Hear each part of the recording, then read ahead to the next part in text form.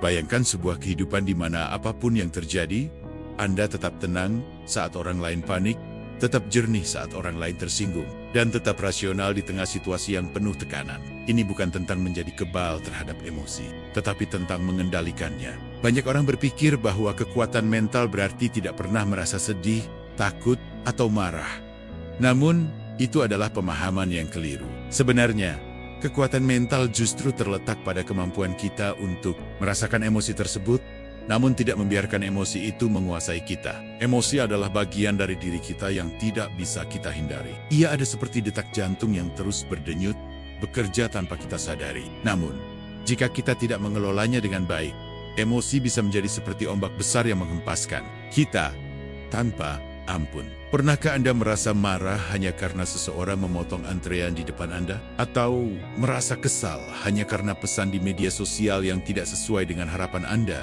Itulah contoh bagaimana emosi bisa menguasai kita jika tidak dikelola dengan bijak. Mengendalikan emosi bukan berarti menekan atau mengabaikan perasaan kita. Sebaliknya, ini adalah tentang memahami dan mengelola perasaan tersebut, agar kita tidak terjebak dalam reaksi impulsif yang merugikan. Salah satu hal pertama yang perlu kita sadari adalah bahwa emosi tidak selalu menjadi musuh kita. Ketika kita belajar untuk mengendalikannya, kita mulai memiliki kendali lebih besar atas reaksi kita terhadap situasi. Ini adalah langkah pertama untuk mengembangkan kekuatan mental yang tak tergoyahkan.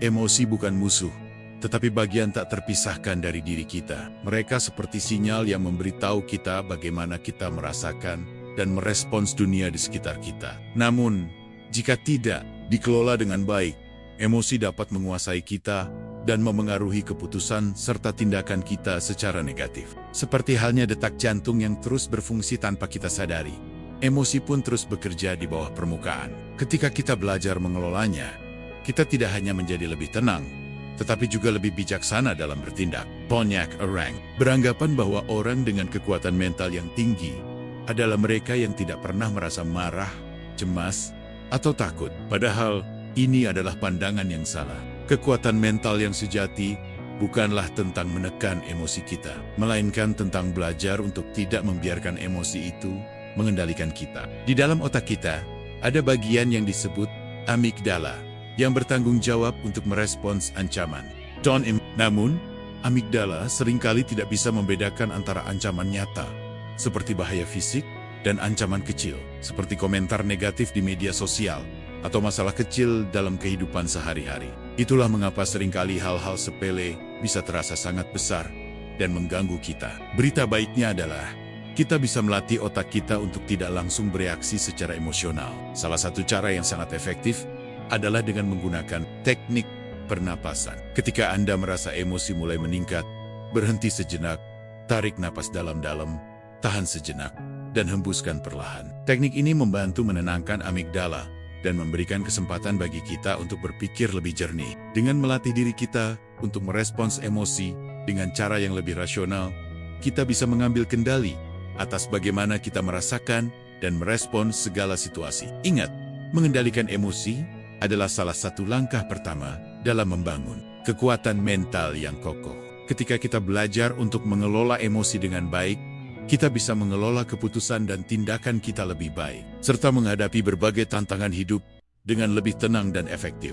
Ketahanan mental bukan hanya soal tidak mudah tersinggung, tidak mudah menyerah, atau tidak cepat kecewa.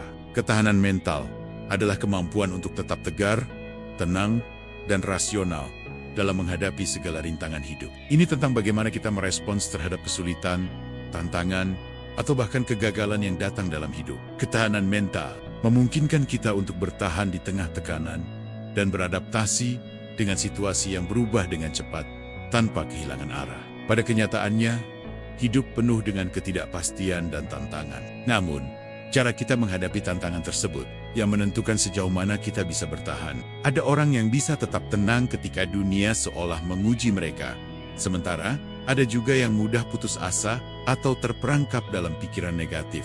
Mengapa ada perbedaan ini? Jawabannya terletak pada kemampuan untuk membangun ketahanan mental. Salah satu cara untuk melatih ketahanan mental adalah dengan mengubah cara kita memandang kegagalan. Banyak orang melihat kegagalan sebagai akhir dari segalanya. Namun, orang yang memiliki ketahanan mental yang baik justru melihat kegagalan sebagai titik balik pelajaran berharga yang membawa mereka lebih dekat pada tujuan mereka. Mereka tahu bahwa kegagalan bukanlah tanda kelemahan, melainkan bagian dari proses belajar dan berkembang. Reframing atau mengubah perspektif adalah teknik yang efektif untuk membangun ketahanan mental. Alih-alih memandang kegagalan sebagai sesuatu yang menghancurkan, kita bisa melatih diri untuk melihatnya sebagai peluang untuk belajar dan tumbuh. Dengan reframing, kita tidak hanya mengubah cara kita memandang situasi, tetapi juga mengubah cara kita meresponsnya. Selain itu, ketahanan mental juga melibatkan kemampuan untuk menerima ketidakpastian. Dunia ini tidak selalu dapat diprediksi, dan seringkali kita harus beradaptasi dengan perubahan yang tak terduga. Mereka yang memiliki ketahanan mental yang kuat bisa tetap tenang dan tetap berfokus pada apa yang dapat mereka kontrol. Alih-alih terjebak dalam kekhawatiran tentang hal-hal yang tidak bisa mereka ubah. Mengembangkan ketahanan mental adalah proses yang terus berlanjut. Itu bukan sesuatu yang bisa kita capai dalam semalam, tetapi sesuatu yang kita latih setiap hari. Dengan melatih ketahanan mental kita akan menjadi pribadi yang lebih tangguh, lebih mampu mengatasi tantangan, dan lebih siap untuk meraih tujuan hidup kita meskipun menghadapi rintangan yang sulit. Kegagalan seringkali dipandang sebagai hal yang menyakitkan dan menghancurkan. Banyak orang merasa gagal ketika mereka tidak mencapai tujuan yang mereka inginkan, atau ketika sesuatu tidak berjalan sesuai rencana. Namun, mereka yang memiliki ketahanan mental yang kuat justru melihat kegagalan sebagai pelajaran dan kesempatan. Untuk tumbuh, kegagalan bukan akhir dari segalanya. Ia justru bisa menjadi titik balik yang membawa kita lebih dekat pada kesuksesan yang lebih besar. Dalam banyak kasus, kegagalan adalah bagian dari proses menuju pencapaian. Orang-orang sukses tidak terhindar dari kegagalan, tetapi mereka tahu bagaimana menghadapinya dengan cara yang membangun, bukan meruntuhkan. Mereka memahami bahwa setiap kegagalan adalah kesempatan untuk belajar, untuk memperbaiki strategi, dan untuk beradaptasi agar menjadi lebih baik di masa depan. Viktor Frankl, seorang psikolog yang bertahan hidup dari kamp konsentrasi, mengajarkan kita bahwa makna yang kita temukan dalam penderitaan dan kegagalan bisa memberi kita kekuatan untuk bertahan. Dalam bukunya Man's Search for Meaning, Frankl menjelaskan bahwa manusia bisa bertahan dari penderitaan yang paling mengerikan jika mereka menemukan makna di baliknya. Hal ini juga berlaku dalam kegagalan. Bukan kegagalan itu sendiri yang menghancurkan kita, melainkan bagaimana kita memaknai kegagalan tersebut. Salah satu cara untuk membangun ketahanan melalui kegagalan adalah dengan menerima kegagalan sebagai bagian dari perjalanan hidup. Alih-alih melihat kegagalan sebagai tanda bahwa kita tidak cukup baik atau bahwa kita telah gagal sepenuhnya, kita bisa melatih diri untuk melihatnya sebagai langkah yang diperlukan untuk mencapai tujuan yang lebih besar. Kegagalan memberi kita kesempatan untuk mengukur kembali tujuan kita, untuk belajar dari kesalahan kita, dan untuk mengembangkan keterampilan baru yang diperlukan untuk mencapai keberhasilan. Penting juga untuk diingat bahwa ketahanan mental bukan berarti tidak pernah merasa kecewa atau sedih setelah gagal. Itu adalah bagian alami dari proses. Namun, yang membedakan orang dengan ketahanan mental yang kuat adalah kemampuan mereka untuk bangkit kembali setelah kegagalan. Mereka tahu bahwa kegagalan bukanlah sesuatu yang permanen, dan tidak ada alasan untuk berhenti hanya karena mengalami kemunduran sementara. Dengan membangun ketahanan melalui kegagalan, kita belajar untuk lebih kuat dan lebih bijaksana. Setiap kali kita jatuh dan kemudian bangkit kembali, kita menambah kekuatan mental kita. Kegagalan yang pernah kita alami menjadi pijakan untuk mencapai sukses yang lebih besar, dan kita menjadi lebih siap untuk menghadapi tantangan berikutnya. Dengan keyakinan yang lebih besar, salah satu kunci utama untuk membangun kekuatan mental yang tahan lama adalah disiplin diri. Disiplin bukan hanya soal mengendalikan diri untuk menghindari godaan atau menunda-nunda pekerjaan, tetapi lebih kepada kemampuan untuk tetap fokus pada tujuan jangka panjang meskipun ada banyak gangguan atau tantangan yang muncul di sepanjang jalan. Disiplin membantu kita untuk tetap bergerak maju, bahkan ketika kita merasa lelah, tidak termotivasi, atau terjebak dalam rutinitas yang monoton. Salah satu konsep yang mendasari kekuatan disiplin adalah ritualisasi kebiasaan. Ini berarti mengubah kebiasaan kita menjadi sistem yang teratur dan otomatis, sehingga kita tidak bergantung pada perasaan atau suasana hati untuk melakukannya. Orang-orang sukses, baik itu atlet, pengusaha, atau profesional lainnya, seringkali memiliki kebiasaan yang terstruktur dengan baik dalam kehidupan sehari-hari mereka. Mereka tidak bangun pagi karena merasa ingin, tetapi karena kebiasaan tersebut sudah menjadi bagian dari rutinitas mereka yang sudah terprogram dengan baik. Misalnya, jika Anda ingin mulai berolahraga, jangan hanya berkata saya akan berolahraga besok. Sebaliknya, buatlah sistem yang jelas. Tentukan waktu yang pasti untuk berolahraga. Siapkan pakaian olahraga sebelum tidur, dan letakkan sepatu olahraga di tempat yang terlihat. Dengan cara ini, keputusan untuk berolahraga menjadi jauh lebih mudah dilakukan, karena Anda telah mengatur segala sesuatunya sebelumnya, tanpa perlu bergantung pada perasaan atau mood. Dalam hal ini, teori dopamin effect berperan penting. Ketika kita mulai membentuk kebiasaan baru, otak kita seringkali merasa tidak nyaman, karena kebiasaan itu masih baru dan tidak otomatis. Namun, semakin sering kita melakukannya, semakin otak kita terbiasa dengan rutinitas tersebut. Proses ini menghasilkan dopamin, zat kimia di otak yang memberi kita rasa puas dan senang setiap kali kita menyelesaikan tugas atau mencapai tujuan kecil. Seiring waktu, kebiasaan positif ini menjadi lebih mudah dilakukan karena otak kita sudah terprogram untuk menikmatinya. Disiplin bukan tentang memaksa diri kita untuk melakukan hal-hal yang tidak kita nikmati, tetapi tentang membuat pilihan-pilihan yang baik menjadi lebih mudah dilakukan. Dengan membangun sistem dan rutinitas yang mendukung tujuan kita, kita mengurangi ketergantungan pada motivasi sesaat dan menggantikannya dengan kebiasaan yang lebih konsisten dan terstruktur.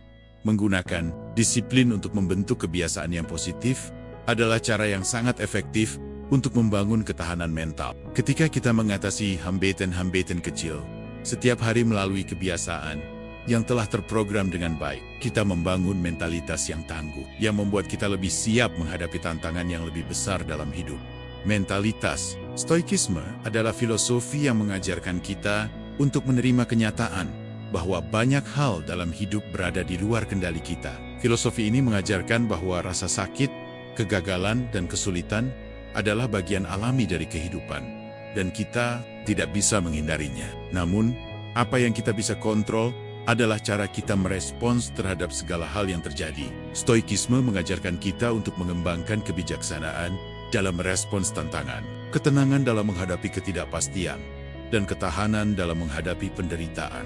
Dalam stoikisme, ada konsep yang sangat penting yang disebut amor fati, yang berarti mencintai takdir atau menerima apapun yang terjadi dalam hidup, baik itu baik maupun buruk, sebagai bagian dari perjalanan kita. Ini bukan tentang pasrah tanpa usaha, tetapi tentang menerima segala sesuatu dengan lapang dada, belajar dari setiap pengalaman, dan terus maju. Dengan mengadopsi pola pikir ini, kita bisa melatih diri untuk tidak terjebak dalam perasaan negatif atau penyesalan, tetapi lebih fokus pada bagaimana kita dapat tumbuh dan berkembang dari setiap situasi. Stoikisme mengajarkan kita bahwa rasa sakit bukanlah alasan untuk berhenti. Justru, rasa sakit adalah batu loncatan yang membawa kita lebih dekat pada tujuan kita. Ketika kita menghadapi kegagalan atau tekanan, kita bisa memilih untuk melihatnya bukan sebagai penghentian, tetapi sebagai kesempatan untuk membangun ketahanan mental yang lebih kuat. Salah satu cara untuk melatih mentalitas stoikisme ini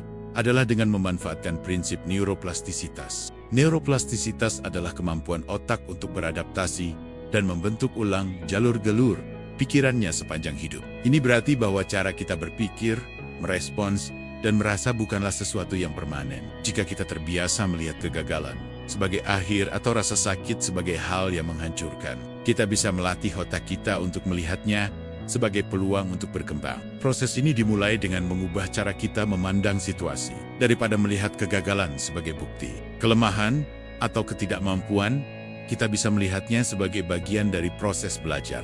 Dengan melatih otak kita untuk memandang kegagalan dan rasa sakit dengan cara yang lebih konstruktif, kita mengubah pola pikir kita untuk menjadi lebih tangguh dan lebih siap untuk menghadapi tantangan yang akan datang. Penting untuk diingat bahwa neuroplastisitas tidak terjadi dalam semalam. Ini adalah proses yang membutuhkan waktu, konsistensi, dan kesabaran. Namun, setiap kali kita memilih untuk merespons kegagalan atau kesulitan dengan cara yang lebih positif dan lebih bijaksana, kita melatih otak kita untuk mengubah pola pikir kita secara permanen. Dengan demikian, kita membangun mentalitas yang lebih kuat dan lebih siap untuk menghadapi tantangan hidup dengan kepala tegak. Melalui stoikisme dan neuroplastisitas, kita belajar untuk mengendalikan pikiran dan emosi kita bukan hanya reaktif terhadap apa yang terjadi di sekitar kita. Kita menjadi lebih fleksibel, lebih adaptif, dan lebih tangguh dalam menghadapi setiap perubahan dan kesulitan. Dengan ini, kita mempersiapkan diri untuk hidup yang lebih penuh makna dan lebih produktif. Meskipun dihadapkan pada tantangan yang tidak terhindarkan, stres adalah bagian alami dari kehidupan. Tetapi bagaimana kita mengelolanya dapat membuat perbedaan besar dalam kualitas hidup kita. Banyak orang merasa stres sebagai beban yang mengganggu. Namun mereka yang memiliki ketahanan mental yang kuat bisa melihat stres sebagai bahan bakar untuk pertumbuhan dan perkembangan pribadi. Stres seringkali dianggap sebagai sesuatu yang merusak. Namun kenyataannya, stres bisa menjadi alat yang memperkuat kita, asalkan kita tahu bagaimana mengelolanya dengan bijaksana. Ketika kita dihadapkan pada situasi yang menekan, tubuh kita melepaskan hormon stres seperti kortisol. Dalam dosis yang moderate, kortisol dapat meningkatkan kewaspadaan dan memberikan dorongan energi untuk menyelesaikan tugas atau mengatasi tantangan. Namun, jika stres berlangsung terlalu lama tanpa pengelolaan yang tepat, kortisol berlebihan dapat merusak tubuh kita, menurunkan daya ingat, dan mengganggu keseimbangan emosional kita. Salah satu cara terbaik untuk mengelola stres adalah dengan mengubah cara kita memandangnya. Alih-alih melihat stres sebagai musuh yang harus dihindari, kita bisa memandangnya sebagai kesempatan untuk berkembang dan menjadi lebih kuat. Banyak orang sukses dan tangguh mengakui bahwa tekanan yang mereka hadapi adalah salah satu faktor yang mendorong mereka untuk berkembang lebih baik. Mereka mengelola stres dengan cara yang membangun dan produktif, dan ini menjadi salah satu kunci ketahanan mental mereka. Ada beberapa teknik yang bisa kita gunakan untuk mengelola stres secara efektif. Reframing, sama seperti dalam menghadapi kegagalan, reframing dapat digunakan untuk mengubah cara kita memandang stres. Alih-alih melihatnya sebagai sesuatu yang merusak, kita bisa memandang stres sebagai tanda bahwa kita sedang berada di jalur yang menantang dan penuh potensi untuk tumbuh. Dengan melihatnya sebagai tantangan, kita bisa tetap termotivasi untuk relaksasi dan pernapasan. Salah satu cara paling sederhana dan efektif untuk mengurangi stres adalah dengan teknik pernapasan dalam. Ketika kita merasa tertekan, berhenti sejenak, tarik napas dalam-dalam, dan hembuskan perlahan. Ini membantu menenangkan sistem saraf kita dan mengurangi ketegangan fisik yang sering menyertai stres. Fokus pada apa yang bisa kita kontrol. Stres sering muncul ketika kita merasa tidak berdaya atau terjebak dalam situasi yang berada di luar kendali kita. Salah satu cara terbaik untuk mengurangi stres adalah dengan fokus pada hal-hal yang bisa kita kontrol, daripada terjebak dalam kekhawatiran tentang masa depan atau hal-hal yang tidak bisa kita ubah. Kita bisa memfokuskan energi kita pada tindakan positif yang bisa kita ambil saat ini. Aktivitas fisik, olahraga adalah salah satu cara yang paling efektif untuk mengelola stres. Ketika kita berolahraga, tubuh kita melepaskan endorfin yang dikenal sebagai hormon kebahagiaan yang membantu mengurangi rasa cemas dan stres. Bahkan, aktivitas ringan seperti berjalan kaki atau yoga bisa sangat bermanfaat untuk meredakan ketegangan. Membangun dukungan sosial. Salah satu cara untuk mengelola stres adalah dengan berbicara dengan orang lain. Dukungan sosial sangat penting dalam membantu kita mengatasi perasaan tertekan. Dengan berbagi perasaan kita dengan teman atau keluarga, kita bisa merasa lebih dimengerti dan mendapatkan perspektif yang berbeda tentang situasi yang sedang kita hadapi. Penting untuk diingat bahwa stres itu wajar dan bagian dari kehidupan. Tetapi bagaimana kita mengelolanya adalah yang membedakan kita. Ketika kita belajar untuk melihat stres sebagai kesempatan untuk tumbuh, kita mulai mengubah cara kita merespons tekanan. Alih-alih merasa terhimpit oleh stres, kita mulai merasa lebih kuat dan lebih siap untuk menghadapinya. Stres bukanlah musuh. Ia adalah alat yang bisa kita gunakan untuk mengasah ketahanan mental kita. Dengan mengelola stres dengan cara yang sehat dan konstruktif, kita tidak hanya mengurangi dampak negatifnya, tetapi juga meningkatkan kapasitas kita untuk berkembang. Dalam menghadapi tantangan, stres yang terkelola dengan baik dapat menjadi pendorong untuk perubahan positif, membantu kita menjadi lebih tangguh, lebih kreatif, dan lebih siap untuk menghadapi apapun yang datang dalam perjalanan hidup kita. Kekuatan mental bukan tentang tidak pernah merasakan kesedihan, ketakutan, atau kegagalan, tetapi tentang kemampuan untuk mengendalikan pikiran dan emosi kita dalam menghadapi segala situasi. Seperti yang diajarkan oleh filosofi Stoikisme, kita tidak selalu bisa mengontrol apa yang terjadi di luar diri kita, tetapi kita selalu bisa mengontrol bagaimana kita meresponsnya. Kekuatan mental sejati adalah tentang fleksibilitas, yaitu kemampuan untuk beradaptasi dan bertahan. Meskipun keadaan tidak selalu sesuai dengan harapan kita. Dalam perjalanan membangun kekuatan mental, kita telah belajar beberapa hal penting. Mengendalikan emosi. Emosi adalah bagian dari kita. Namun jika tidak dikelola dengan baik, ia bisa menguasai kita. Melalui latihan pengendalian emosi, seperti teknik pernapasan dan reframing, kita bisa mengambil kendali atas perasaan kita dan merespons situasi dengan lebih tenang dan rasional. Melatih ketahanan mental. Ketahanan mental adalah kemampuan untuk tetap tenang dan tegar di tengah segala rintangan. Ini bukan tentang tidak pernah merasa kesulitan, tetapi tentang bagaimana kita bangkit kembali setelah mengalami kegagalan atau tantangan. Mengubah pandangan terhadap kegagalan. Kegagalan bukanlah akhir dari segalanya, melainkan bagian dari proses menuju keberhasilan. Dengan mengubah cara kita memandang kegagalan sebagai kesempatan untuk belajar, kita membangun ketahanan mental yang lebih kuat. Disiplin untuk membentuk kebiasaan. Disiplin diri memungkinkan kita untuk menciptakan kebiasaan positif yang mendukung tujuan jangka panjang kita. Dengan membangun sistem yang mendukung kebiasaan baik, kita tidak hanya bergantung pada motivasi sesaat, tetapi pada rutinitas yang telah terprogram. Neuroplastisitas dan mentalitas stoikisme. Dengan memanfaatkan neuroplastisitas, kita bisa melatih otak kita untuk berpikir lebih positif dan rasional dalam menghadapi tantangan. Stoikisme mengajarkan kita untuk menerima kenyataan dan melihat setiap hambatan sebagai batu loncatan, bukan sebagai penghalang. Mengelola stres untuk pertumbuhan. Stres adalah bagian alami dari hidup. Namun kita bisa memilih untuk mengelolanya dengan cara yang membangun. Dengan teknik seperti reframing, pernapasan, dan olahraga, kita bisa mengubah stres menjadi bahan bakar untuk pertumbuhan pribadi dan profesional.